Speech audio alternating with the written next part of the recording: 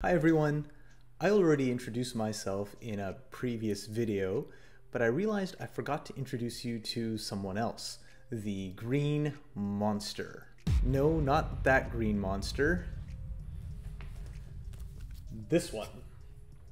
The Income Tax Act, or as we lovingly refer to it around the office, the ITA, your new best friend. The ITA. To me, it sounds like a secret government agency that deserves its own logo, the ITA. I tell you what, we'll create a Dropbox on D2L, and you could submit your best logos and memes, and we'll feature a few of them in a future video. Okay, gotta do something to make this fun. I recommend, that you just start carrying this around with you. Just get used to it. When I was a student, I tried to sleep once with it under my pillow in the hopes that some sort of osmosis would occur. It didn't. Instead, all I got was a stiff neck. Still, keep it with you.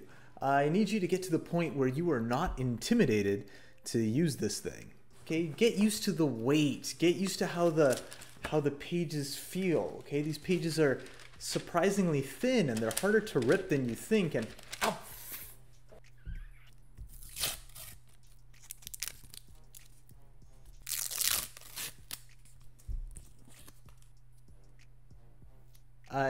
That reminds me, I know that in the past, some of our former students and alumni, they try to scare the new students. They tell them that this course is going to require a lot of blood, sweat, and tears. And well, I guess they're right. Anyways, hopefully that wasn't an omen. Enough messing around. Let's get to it.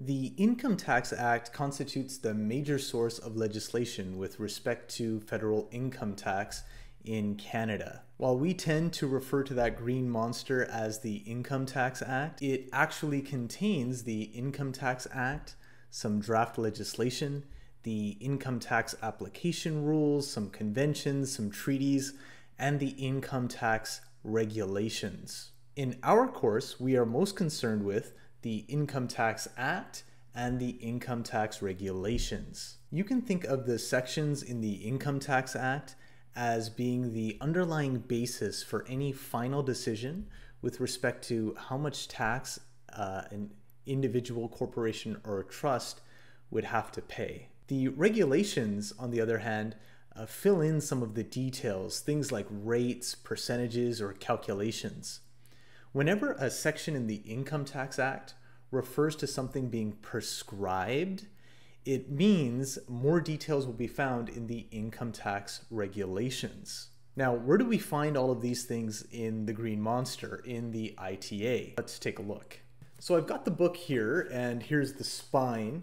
And I might be using right now, in recording this video over the summer, an older version of the Act than you have.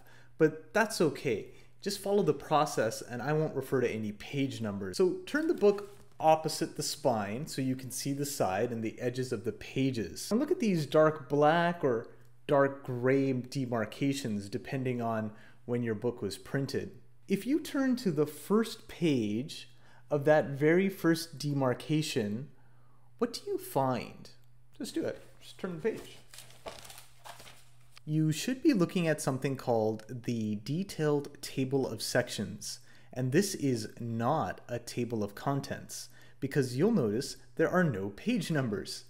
Instead, this is a list of all of the different sections in the ITA in order. So you'll see that we have section 1 and then section 2, section 3, 4, 5, 6, and so on. They are also organized by part, then division, and then subdivision. As an example, you'll see part 1 of the ITA relates to income tax, and that is broken down into different divisions. We could see division B of part 1 relates to the computation of income. Section 3 deals with income for a taxation year. Look, this can be really intimidating at first. But don't worry about it. You're not expected to memorize the names of all of those different sections. In our first few videos, we're going to spend a lot of time looking at the same sections over and over and over again, or at least the same areas of the Income Tax Act over and over and over again. And you'll start to get used to it, and you'll start to understand where to find certain things. At this point, I'd like you to spend 5 to 10 minutes max going through the detailed table of sections. Specifically, I want you to familiarize yourself with Division B and the subdivisions that are there. Specifically, subdivision A, B, C, D, and E. Don't turn to any of the actual sections themselves. I just want you to be able to read the names of the sections in each of those subdivisions.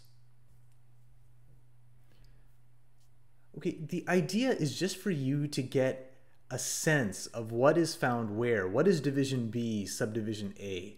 What is Division B, Subdivision B? What is Division B, Subdivision C? What kinds of things are there? And what sections, where do they start, where do they end? That's all we want you to do for now. So just spend 5 or 10 minutes to do that. Go ahead and pause the video. I'll be here when you get back. Okay, welcome back to the show. If you've done that, I now want you to turn to the first page of the third demarcation. What do you see when you get there? It's another detailed table of sections. But how is this one different from before? Well, firstly, it's for the income tax regulations. You'll notice that the Income Tax Act had Section 2 followed by Section 3 followed by Section 4, whereas the regulations have Regulation 100, which is eventually followed by Regulation 200, and then 300, and so on and so on. I just wanted you to know where to find the income tax regulations, but there's no need for you to read through any of them at this point. It's too early for that. Finally, go to the first page of the final demarcation. And what do you see?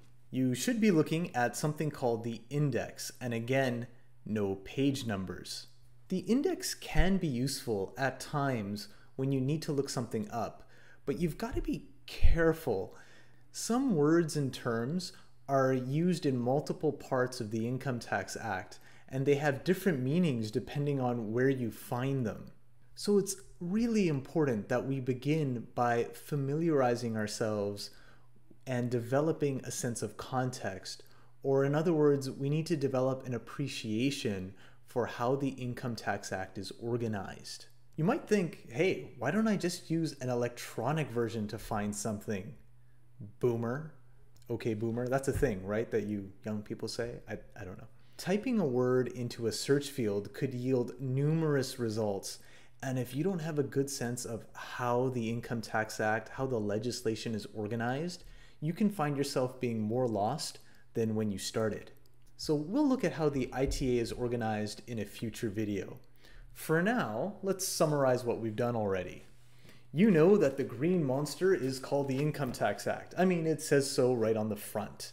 We lovingly refer to it as the ITA. The ITA contains the Income Tax Act, some draft legislation, a bunch of other things, and the income tax regulations.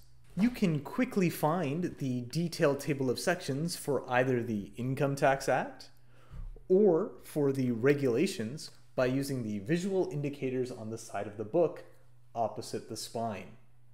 You'll find the index for the Income Tax Act in the same way. The Income Tax Act is broken down into parts and divisions, and some of these divisions have subdivisions, like Division B, and you need to be familiar with what some of those subdivisions are, specifically Division B, Subdivision A, B, C, D, E for now. In fact, I think that's enough for one video, otherwise I won't be able to upload it. It'll be too long. So until next time, thanks for watching.